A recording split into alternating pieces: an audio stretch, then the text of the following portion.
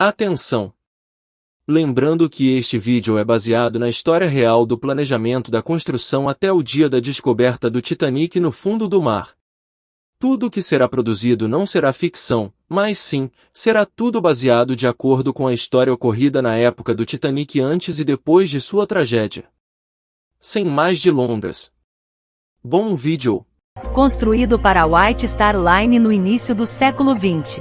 O planejamento da construção do Titanic começou em 1907, quando a White Star Line, uma empresa britânica de navegação, decidiu expandir sua frota de navios de luxo para competir com outras companhias marítimas como a Cunard Line, que havia lançado o RMS Lusitania em 1906 e o RMS Mauretania em 1907.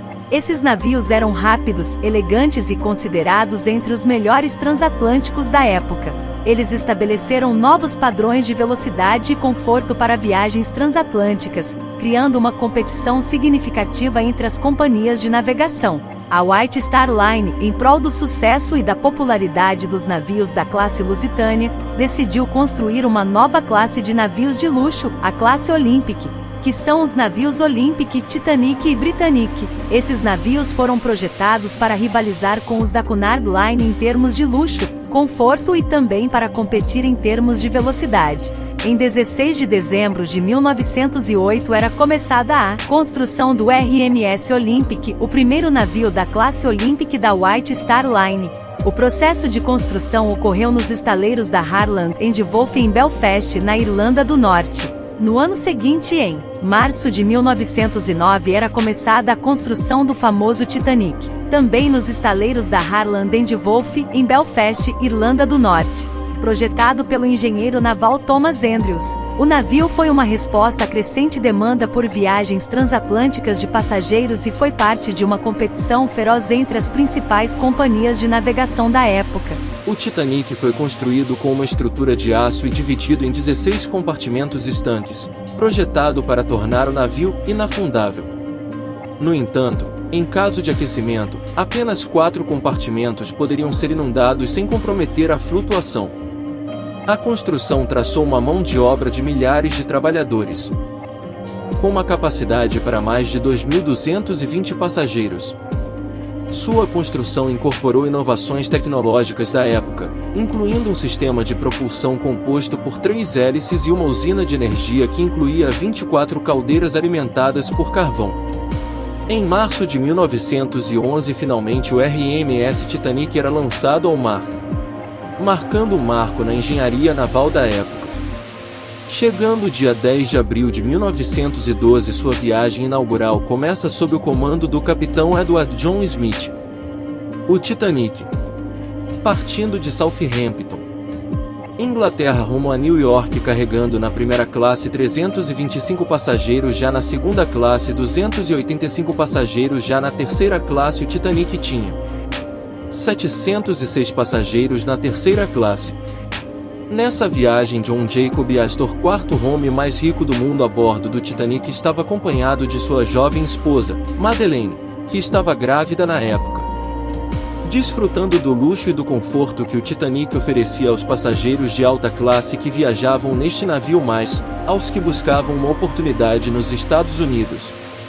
Era somente mais um meio de transporte qualquer que aparentava ter mais conforto, tendo na tripulação alguns oficiais principais: Henry T. Wilde, chefe oficial; William Murdoch, primeiro oficial; Charles Ligotoler, segundo oficial; Herbert Pitman, terceiro oficial; Joseph Bochal, quarto oficial; Harold Love, quinto oficial; e o timoneiro do navio Robert Hitchens, sendo que também como passageiro a bordo, mas sendo o engenheiro-chefe do estaleiro Harland and Wolff, Thomas Andrews.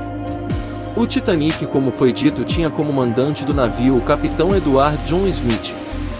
Quanto aos seus passageiros, bom, eis aqui alguns dos passageiros: Margaret Molly Brown, Isidore Strauss, George Dunton Widener, Bruce Ismay, Major Archibald Batt, Emily Rierson, Masabumi Ozono, Coronel Archibald Grace IV. Estes são os dos passageiros, uns da primeira e outros da terceira classe, que viajaram na viagem inaugural do Titanic. Durante a viagem, o Titanic foi projetado para oferecer uma experiência sem precedentes aos seus passageiros. Com uma capacidade para mais de 2.220 pessoas, o navio era equipado com tecnologia de ponta da época, incluindo um sistema de comunicação sem fio. Na hora que entrou em alto mar, o capitão Smith mandara aumentar a velocidade absurda de 22 nós por hora com uma única intenção de chegar em New York, Estados Unidos.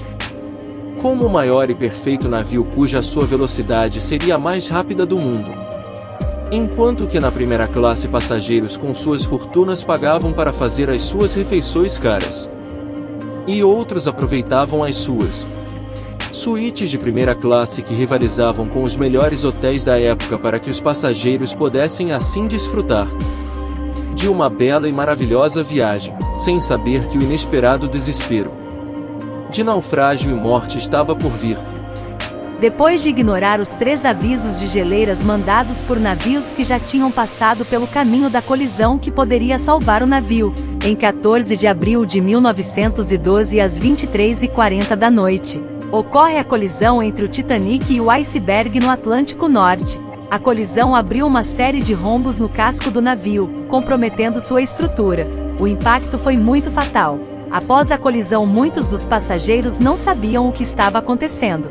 Mas quando Thomas Andrews mostrou o que de fato estava acontecendo, veio o choque de realidade. O Titanic tinha somente 2 horas para afundar.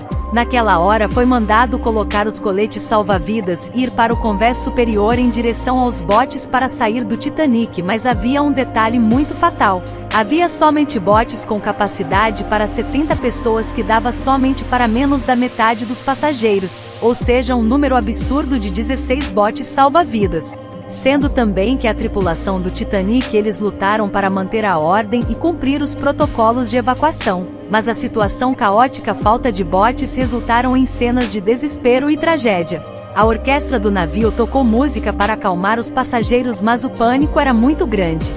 Mas o pior é que, com base em princípios de mulheres e crianças primeiro da primeira classe, você vê, tudo pelo dinheiro, muitos botes foram lançados sem estarem completamente cheios, e a comunicação eficaz sobre a urgência da situação foi prejudicada.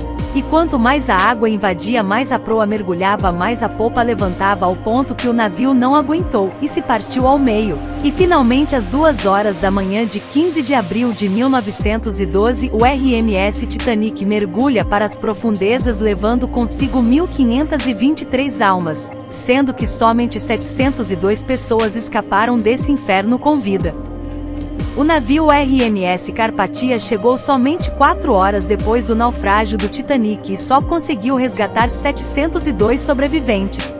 Dentre eles incluía Margaret Molly Brown, Charles Ligotoler, Ruth Becker, Jack Thayer, Eva Hart, Lucille Carter, Lawrence Beasley, Harold Bride, e tantos que passaram pela agonia, mas felizmente conseguiram sobreviver desse inferno no mar.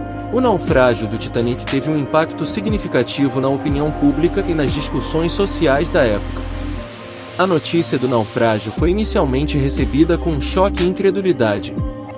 Dado que o Titanic era considerado inafundável e que muitas pessoas acreditavam que o navio era praticamente indestrutível, a ideia de que ele havia afundado era difícil de aceitar. O naufrágio comprovado na perda de mais de 1.500 vidas, o que levou a uma onda de luto global. Famílias e comunidades inteiras foram devastadas pela tragédia. O desastre do Titanic levou a mudanças significativas nas regulamentações marítimas e na segurança dos navios. Isso incluiu requisitos aprimorados para a quantidade de botes salva-vidas, treinamento de tripulação, procedimentos de evacuação e comunicação de rádio. O naufrágio do Titanic teve um impacto duradouro na cultura popular. Inspiração para diversos livros, filmes, músicas e obras de arte, a tragédia do Titanic continua a capturar a imaginação do público. Muito tempo depois, em 1985, no fundo do mar, o tão famoso RMS Titanic é achado por uma equipe liderada por um homem chamado Robert Ballard. Várias tentativas de tirá-lo do mar são feitas, mas todas em vão. Como um sítio histórico e abandonado, o Titanic é protegido por acordos internacionais e regulamentações que regem as explorações subaquáticas. Galera, vou ficando por aqui. Se você gostou do vídeo, não esqueça de dar aquele like, compartilhar com os seus amigos e amigas, deixar nos comentários o que você achou, inscrever-se no canal e, é claro, ative as notificações para não perder nenhum vídeo postado aqui no canal GRJ Filmes.